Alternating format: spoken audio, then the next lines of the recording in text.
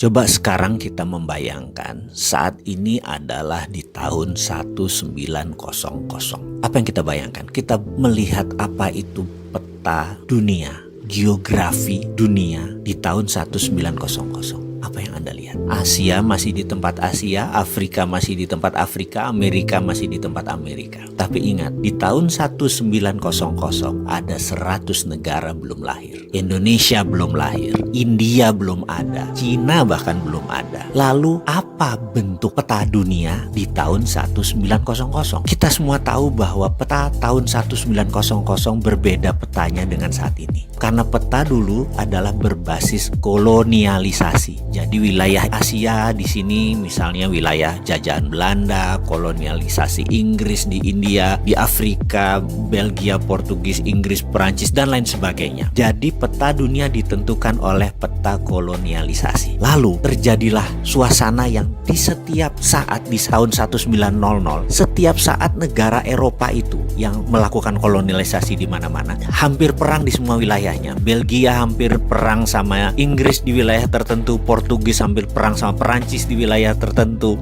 Belanda perang dengan Inggris di wilayah tertentu. Itu membuat tahun 1900 adalah suasana yang sangat tegang. Itu terjadi. Lalu Inggris waktu 1900 memutuskan kalau terjadi perang pada saat itu mereka bisa dikatakan yang paling berat karena wilayah mereka yang paling besar. Lalu mereka memutuskan ada baiknya mereka mencari ally atau teman negara lain yang berpihak kepada mereka, aliansi atau sekutu. Mereka terfikir dengan Amerika, sebuah negara independen, kaya dengan minyak, kaya dengan teknologi, dan tidak dijajah siapapun dan tidak menjajah siapapun. Inggris sangat tertarik untuk bergabung dengan Amerika. Lalu dikirimlah delegasi tahun 1904 ke Amerika. Kemudian delegasi itu pun dibawa oleh Inggris ke Eropa. Delegasi Amerika melihat Eropa. Dan disinilah kesalahan Inggris yang pertama. Karena ternyata otaknya orang Amerika mulai terbuka pada saat itu. Dimana pada saat itu teknologi Amerika bisa 30 tahun bahkan 50 tahun lebih maju, lebih advance daripada Eropa. Buktinya senjata perang dunia pertama itu masih banyak yang locok, masih banyak yang satuan. Sementara bedil atau senjata koboi itu sudah revolver, sudah muter sendiri. Perang saudara di Amerika dan perang zaman koboi itu membuat persenjataan Amerika lebih maju dari Eropa. Kemudian juga perminyakan. Amerika jauh lebih maju karena sudah ada kerosin atau minyak tanah, sudah mau terbit gasolin, bukan sekedar minyak mentah. Bahkan 1906, 1 jam Amerika bisa menerbangkan pesawat dalam New York Festival 1906. Eropa masih belum tahu apa itu dengan pesawat terbang. Apa yang terjadi oleh Amerika? Ternyata sejak saat itu Amerika punya grand plan, ingin menguasai dunia. Caranya dengan membuat Eropa hancur. Ini menarik karena itu perang dunia pertama terjadi, Amerika memang bantunya kecil, memang ingin hancur. Kemudian puncaknya sewaktu 1933 begitu Hitler Nazinya sudah mulai menguasai Jerman dan sebagian Polandia, dia sudah mulai menyerang. Amerika diajak masuk itu oleh Inggris untuk membantu Eropa adalah di 1939. Amerika nggak maju-maju banget, setengah-setengah hati aja. Kenapa? Karena memang Amerika ingin Eropa hancur. Lalu full Amerika mau masuk adalah ketika mereka melakukan strategi yang luar biasa, di mana di tahun 1944 mereka mengadakan meeting di kota kecil di utara Boston yang namanya Bretton Woods. Di kota inilah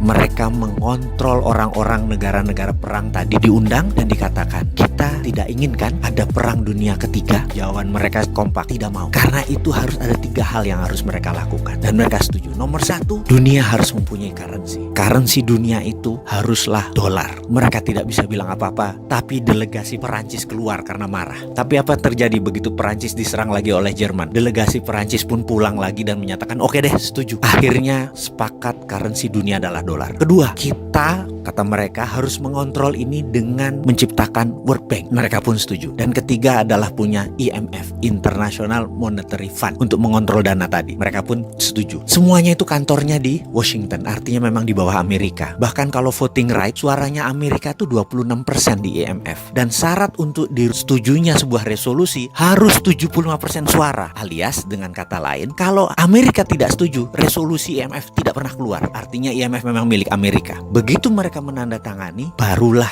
Amerika dengan hati penuh turun. Dengan operasi pertama adalah Operation Intelligence yang namanya Operation Paperclips. Amerika masuk ke Jerman dan mengambil 1.100 ilmuwan Jerman ditarik ke Amerika. Begitu Operation Paperclips selesai, barulah diserbu Jerman oleh Rusia. Selesai Perang Dunia Kedua. Dan sejak saat itu dunia dikontrol oleh negara pemenang perang. Dan hingga saat ini dunia dikontrol oleh negara pemenang perang. Jadi kita semua ikut aturan mereka. Tapi ada yang baru. 5 tahun terakhir sejak tahun 2013 ada penantang baru yang namanya Cina yang menantang hegemoni pemenang perang dunia kedua tersebut. Itu sudah terjadi. Sekarang Indonesia bagaimana mainnya? Indonesia itu mau ikut siapa sih ke depannya? Kalau saran saya tetap garis lurus.